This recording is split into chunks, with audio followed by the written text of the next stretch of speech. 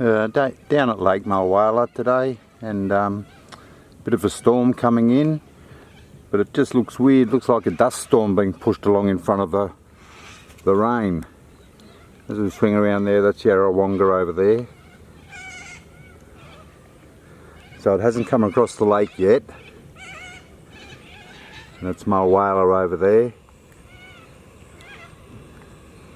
Just really, really weird.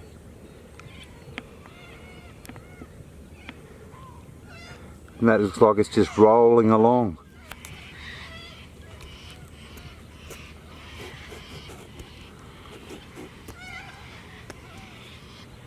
Look at that.